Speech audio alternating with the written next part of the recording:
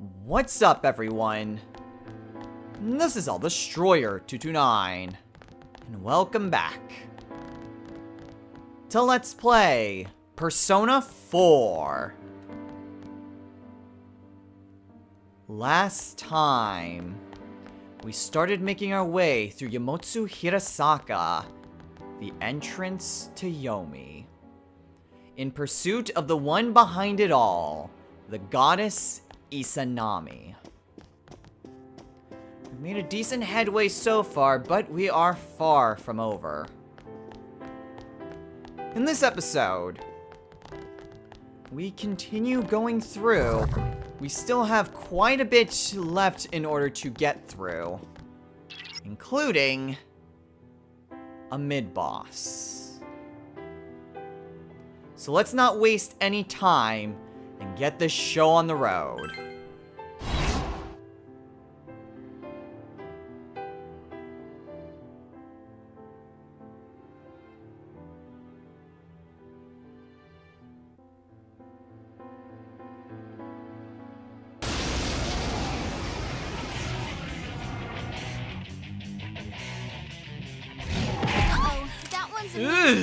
That hurt a lot.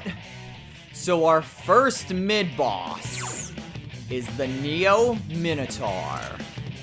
It's a no-brainer. I'm sure you'll win. The Minotaur technically resists physical. It doesn't say it, but it pretty much does. It nulls light and dark, but also takes an incredibly increased damage, specifically 450%, from normal magic attacks. Meaning, you know, magic that's not almighty. It only knows one skill, Rampage. Okay, so we primarily just want to stick with the offense here.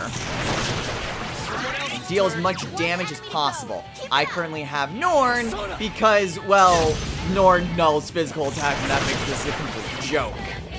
Oh shoot!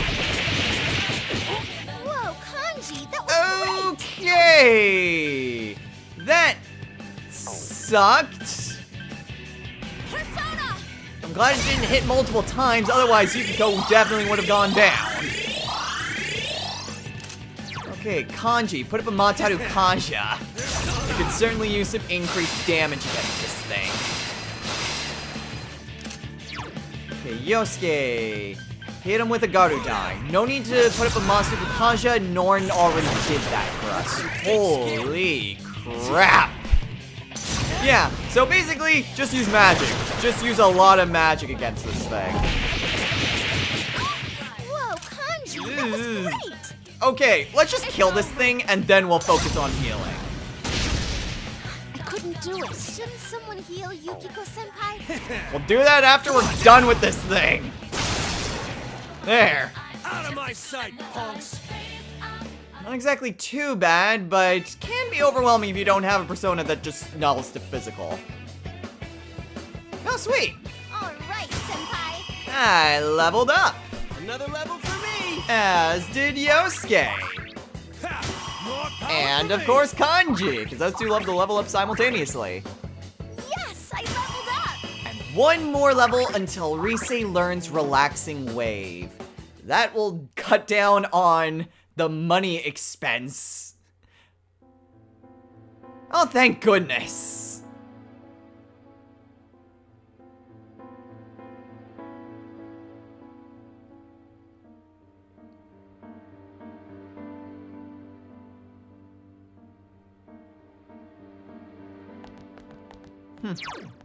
I'll take that chance.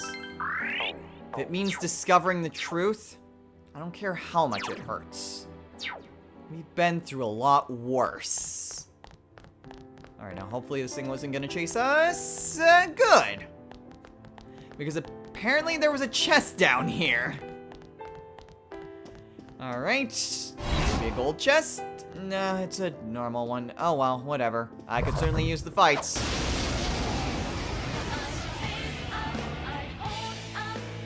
Ooh,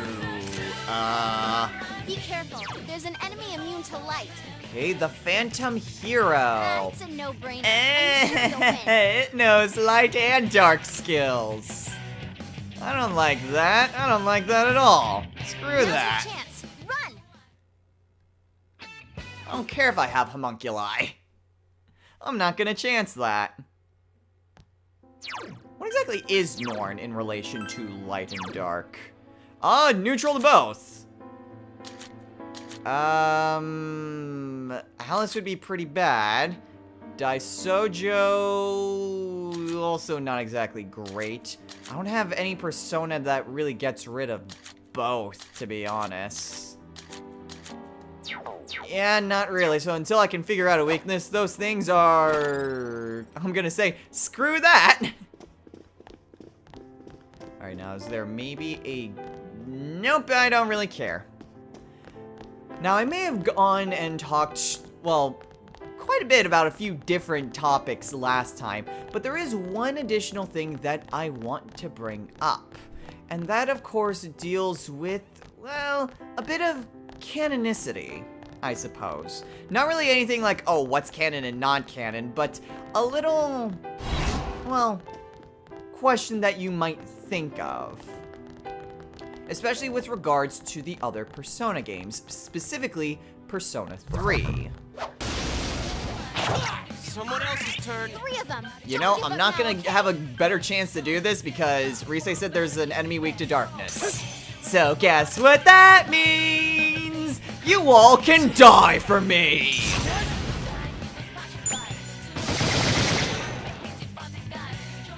Well, that worked.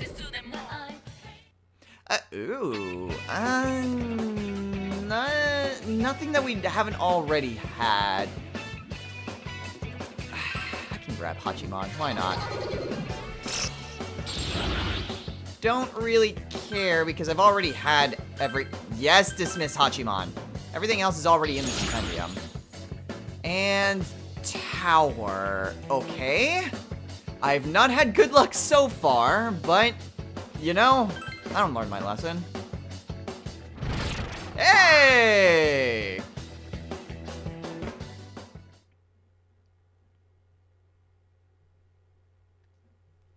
So what exactly am I talking about? I'm referring to the fact that there are, if you think about it, multiple gods of death. You'd think, why would that be the case? After all, in Persona 3, there was Nyx, who was, in essence, a goddess of death. And we have here Izanami, who is, again, a goddess of death. So, how can this be that there are multiple incarnations of what is essentially the same thing? Well, first off, it's important to establish what exactly is canon within the Persona, well, universe. And actually, quite a lot is considered canon. Kagasuchi? And some extra money. Kagasuchi. That sounds like... Please, please, please, please, please. Yes! Very odd, but not exactly unfitting. Kagasuchi Vow. Named after the god who, by nature of being born, killed Izanami. Yukiko is going to wreck so much face even more than what she could already do. Now, when it comes to canon within the Persona universe, pretty much everything in the games is considered canon. There's very few instances in which a game isn't considered canon.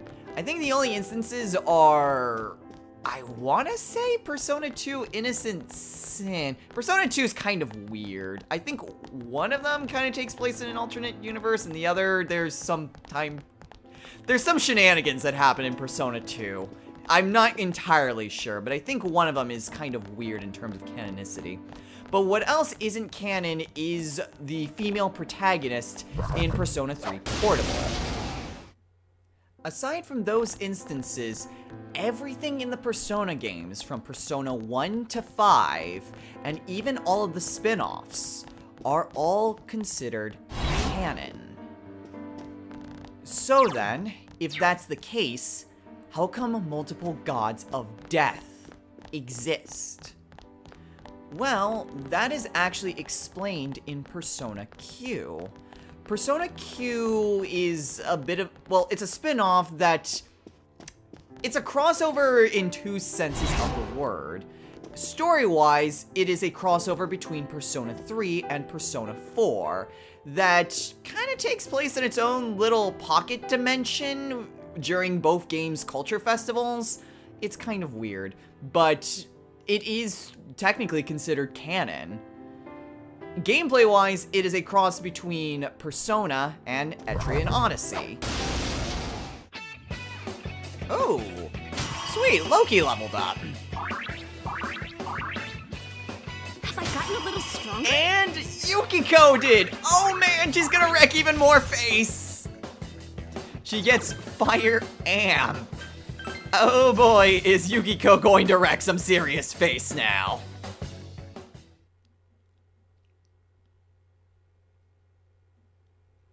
However, the gameplay isn't what's specifically important. What's important is actually one piece of information that is revealed during Persona Q. Pitch pipes. Oh, I was expecting for one more. In Persona Q, it is mentioned about how different incarnations can exist. And how this occurs is directly due to the influence of the Sea of Souls.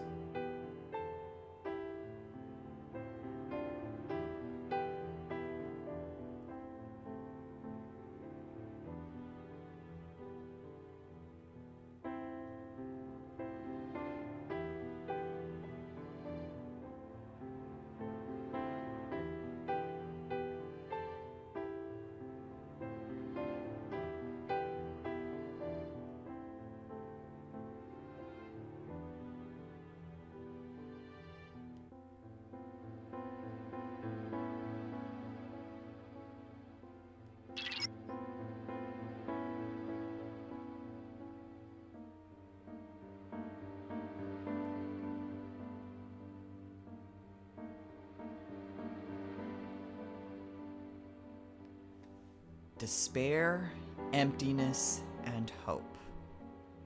Despair, seen most through Adachi, who didn't really have much of a reason to live, who by a single mistake was stuck in the middle of nowhere, who could never have things his way, who absolutely detested the world. Namatame, of emptiness.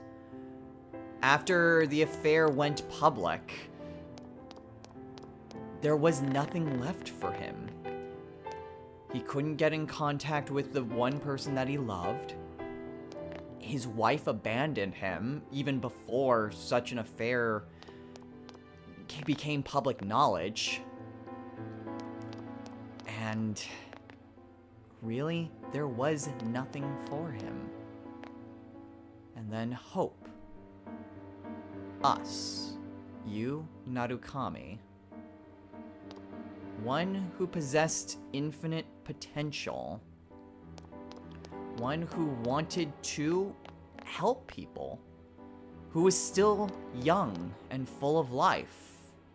Who still saw goodness in people and goodness within the world.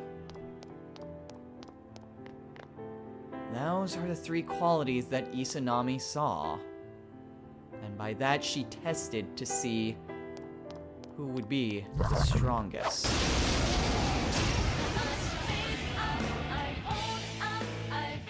Oh great, even more new enemies. Be careful. There's an enemy. The Doom Sword and the Gracious Cupid. Okay, I am switching on over to Nord and trying Wind, because all you lot know are physical moves.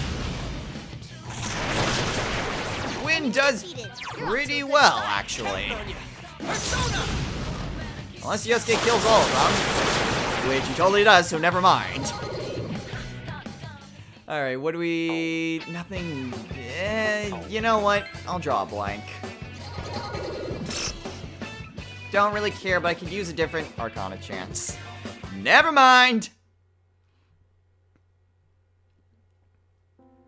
Now, what exactly do I mean by the Sea of Souls? Well, the Sea of Souls is a very common theme throughout all of the Persona games. It is essentially what we tap into in order to wield multiple personas.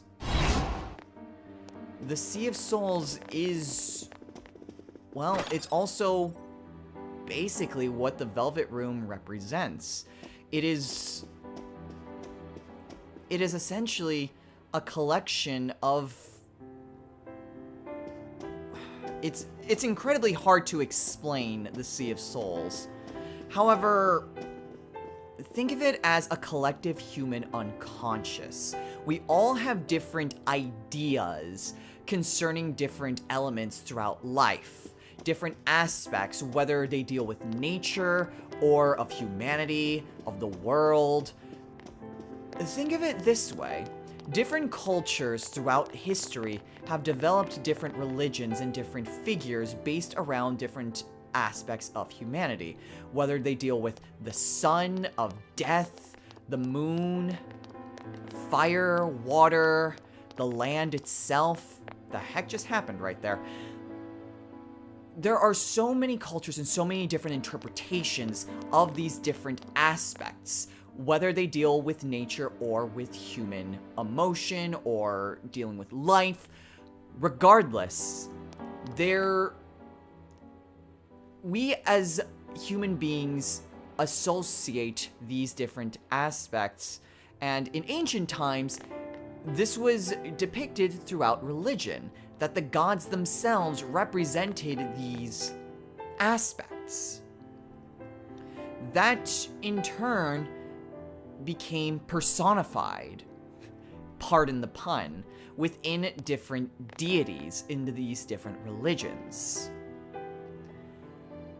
That is essentially what the Sea of Souls represents. It is the collective human unconscious, and we draw upon these figures to still represent these different aspects. Even if we don't take them as religious, we still use them to represent these aspects. For example, Amaterasu is still represented as an image of the sun. So there are still plenty of aspects that are represented of these elements. And this is drawn very much throughout Persona. We draw upon these figures of myth and legend in order to draw out our strength. Think about it this way. How many different types of cultures have we pulled together throughout the different personas? How many of them represent something that is shared between a different persona?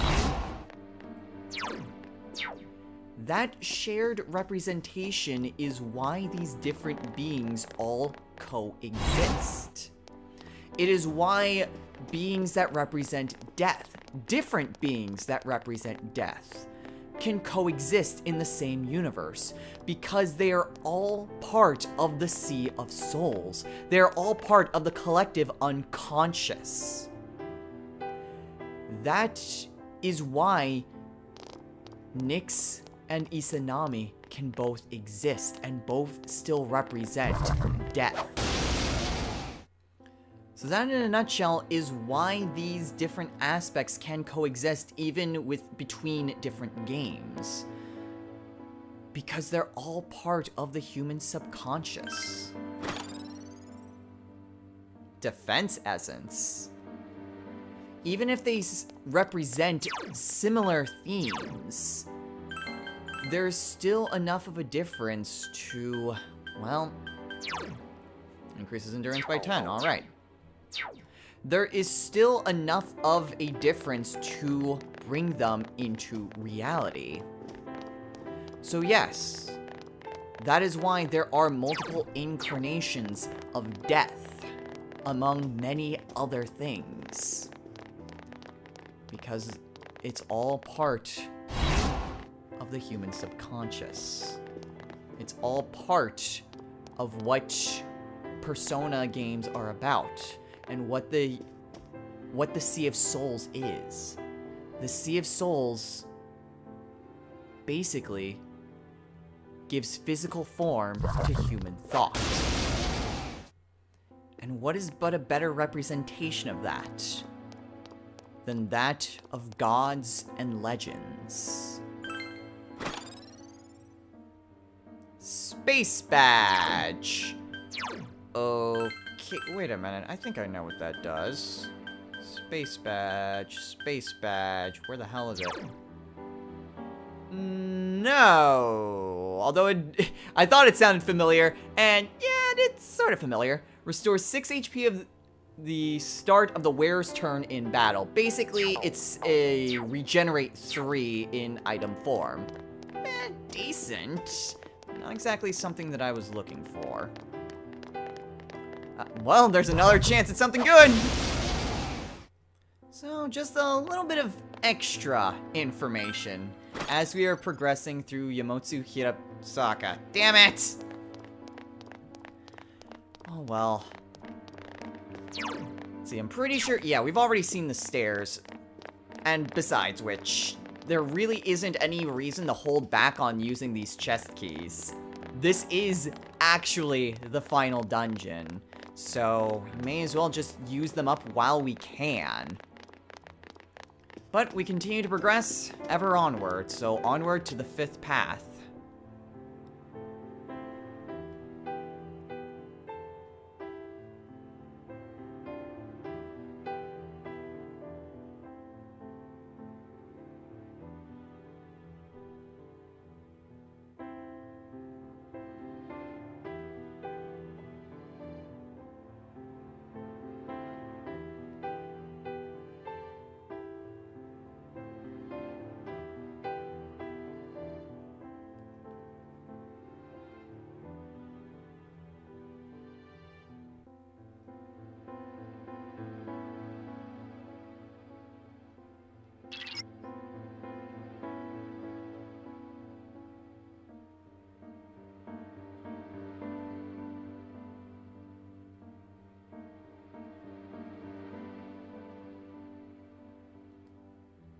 Possibly.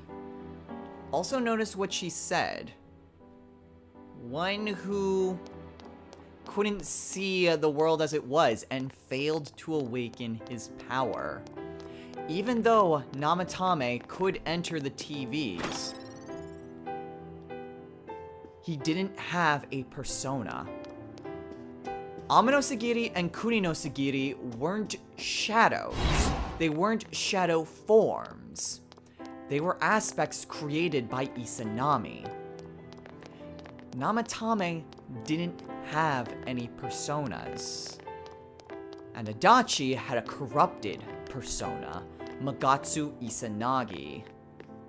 Whereas we had a pure form of him, in the form of normal Izanagi.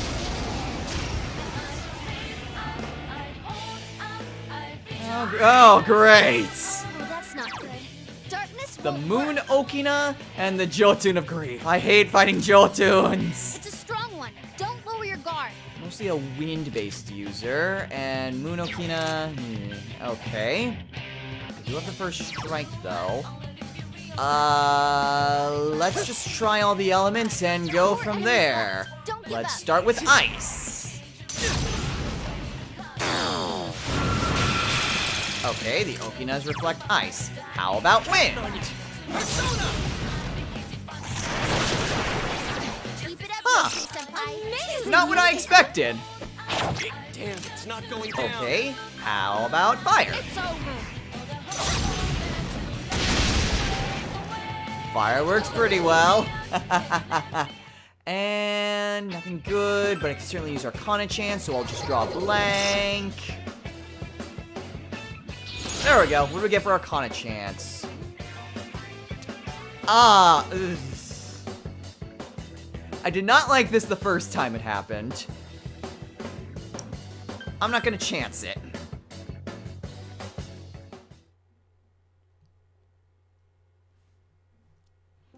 Last thing I need is for it, like, changing up Norn. It's like, but I'm using Norn. Okay, well, that pretty much concludes everything that I wanted to talk about. I would delve into a bit more on a history lesson, but there wasn't either that much information, or it was information that we already discussed at length. So there really wasn't much more to go over. As for right now, though, all we can do is just keep pressing onward and reach the end of Yomotsu Hirasaka. Alright, and we come across another chest. Please let it be armor. Yes! Sonidori wear. Okay, I have no idea what kind of armor that is. That is mail armor. An aqua cloak once worn by the god of earth. Plus 100 SP. I will happily take that. Is kanji... Actually, kanji is something better than the Tsukuyomi Noshi. Granted, the effect isn't really all that great, but... Well, actually, now that I think about... I'll worry about that later. At any rate, now we just keep pressing ever onward. All we can do is just keep on pursuing our quest for the truth. We've come so far. We're not going to be deterred now.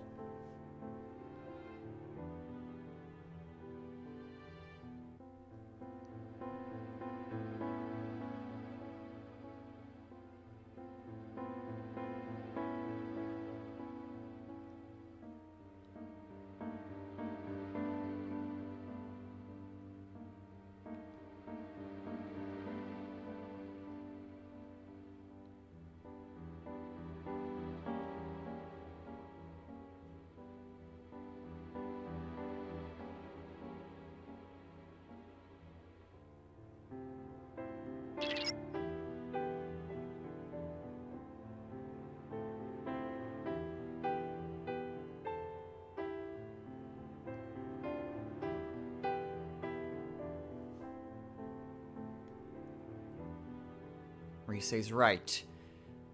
To live blindly is to not live at all. To just shroud yourself in fog is to take the easy way out. Sure, people are lazy. People prefer to just do things as simple as possible. To find a simple answer to even the most complex of questions. It's simply simpler that way. It's easier to comprehend. But it doesn't make it right or even true. But that's the thing. It's the easy way out.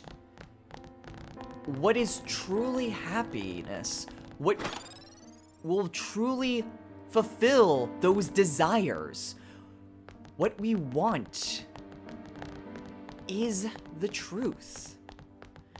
To know what it is. After all, we even learned from Amino Sagiri that people fear what they do not see. In essence, we all search for the truth. It's just a matter of, do we accept the falsehoods as those truths and simply take the easy way out? It's a split, well, aspect of humanity. The desire to change and the desire to keep things the same. To want to know the truth and yet to fear that change that comes with it. To wanting to live in the fog and yet fear the unknown. That is a duality in mankind. And even though it may be easy to live in the fog, it's not what people truly want. What people truly want is happiness. The fog is just an easy way out. The truth, though it may hurt, brings that happiness. Ah, jeez. Looks like that one's immune to wind. The next gene This one's strong. and Watch the yourselves. Ptarmigan Panzer. Okay. Ice? Soda! Ice isn't gonna work. 3 enemies left. We can win Well, physical? Physical will work on those. How about fire? Fire does. this. Enemy defeated. I am willing to Good job, assume this Yukiko thing Senpai. drains all magic, in which case...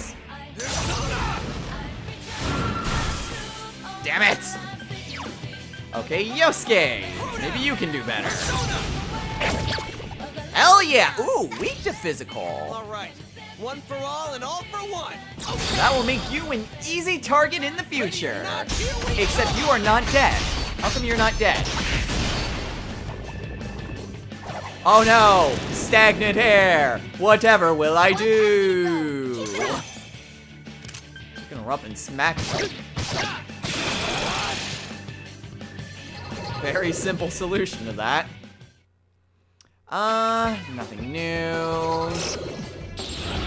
Grab Seth, because why the hell not?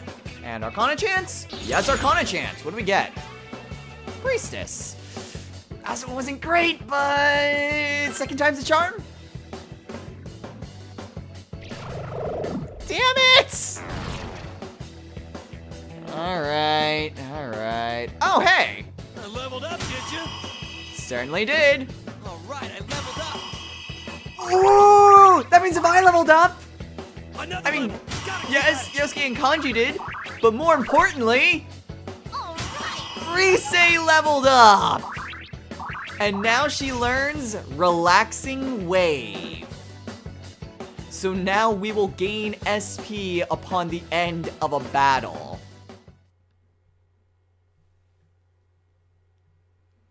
That is super nice, that is super nice, and will save me some money.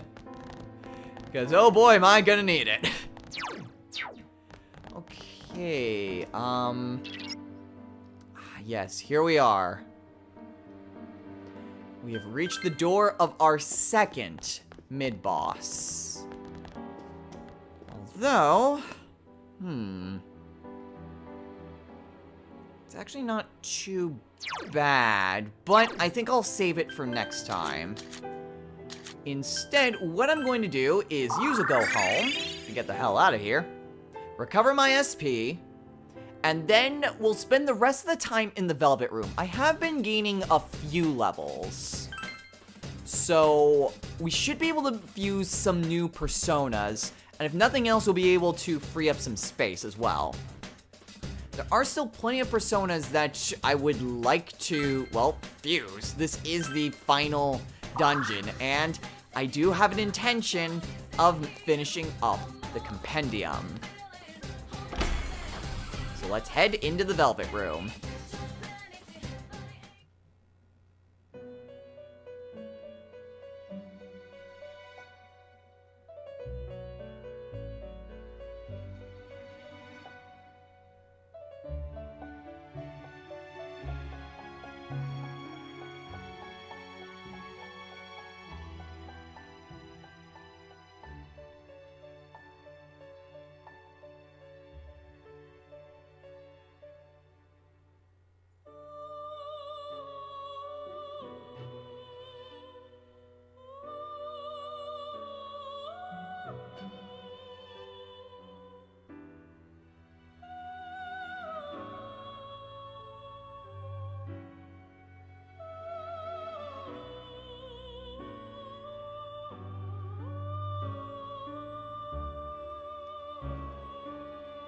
And for maxing out every social link, we get the Mandara robe. We'll take a look at that once we're done here. But as for right now, I stuff, Cuculain. I'll go ahead and register all of my personas, and we'll get to the fusions. So I will go ahead and show you guys what it is that I'm gonna fuse. So excuse me while I actually see what is possible. Perhaps not the best, but every little bit helps. So we are fusing away Simitzel, Cuculain, and Adavaka in order to fuse Odin.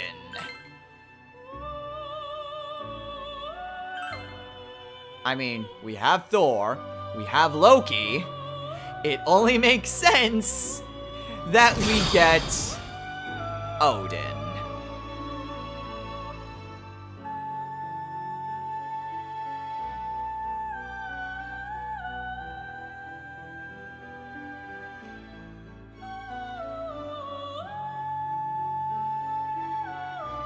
Alright, so let's see what skills Odin learns. He gets Wind Amp, which is pretty nice. I mean, I have Norn, so I don't exactly need the wind skills. Regenerate 3, so HP as opposed to SP. Okay. Mazildine, which is nice, I guess. And Odin has Pantare? That is not what I expected. Alright, sure. Sure, why not? Odin has Pantare, why not? Right. Bonus skills, I'm pretty sure that's just what the fusion forecast is. It's just a general stat boost to any persona that we fuse. Just to be sure. Yep. Why there's that for tomorrow, I don't know, but it is. Oh well, whatever. Back to the fusions! Again, mostly just trying to fill out the compendium and free up some space. Nothing really too big. So we are fusing away Surt and Alilat in order to fuse Suraosha.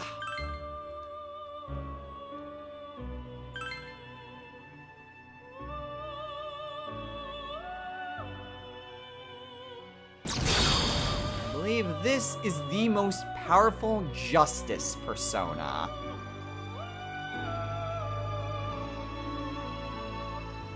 It's fine. It's nice that we can finally fuse these personas for maxing out our social links. But we'll see what he learns. So, Suraosha.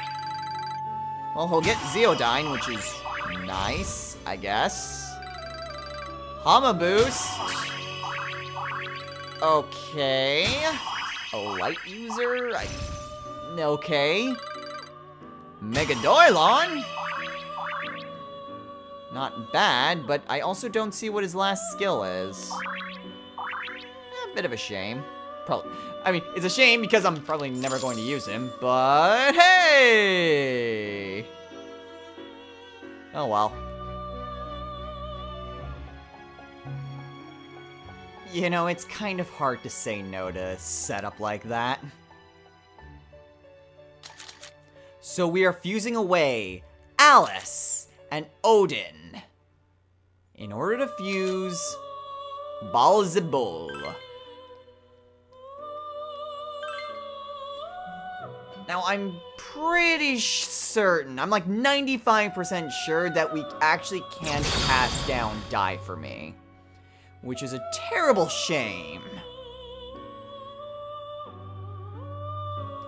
But whatever. I mean, if we can, I would love to be proven wrong, because Die for Me is a fantastic skill.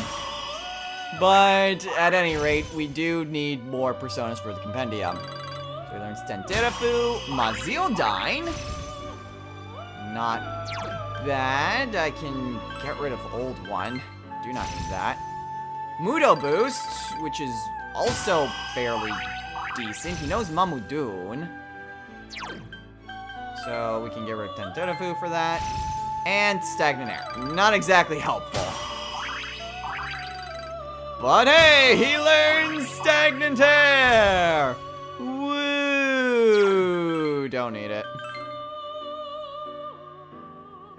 And bonus stats in magic and luck. Alright, I'll take it. Not a bad persona. Not a bad persona at all. Alright, there could have been a few other personas I could have made, but I decided to just call it right there. So this is currently what my list of personas is looking like. Still trying to raise up Norn because Debilitate is an amazing skill. But aside from that, that's pretty much it. And then there is the matter of the armor that we got. The Mandara robe. So this is very interesting. This will give us 50% extra experience. I will say this right now. This is going to be super helpful. Why? Well, I am going to go and show off every single persona in the compendium. However, to do that, I obviously need to make every single persona. And that requires me to be level 93. Yeah. However, I'm going to try to do something that won't just make the final boss stupidly easy. What I basically intend to do is just go through the rest of Yamotsu Hirasaka with my main party. After that, I'll have a bit of like a snapshot as to the types of personas that I have at that point in time, and then bring along the alternate party just to keep my main party at where their levels will be. I will still have a little bit of an advantage with higher HP and SP, but my stats are dependent entirely based on the persona that I currently have equipped.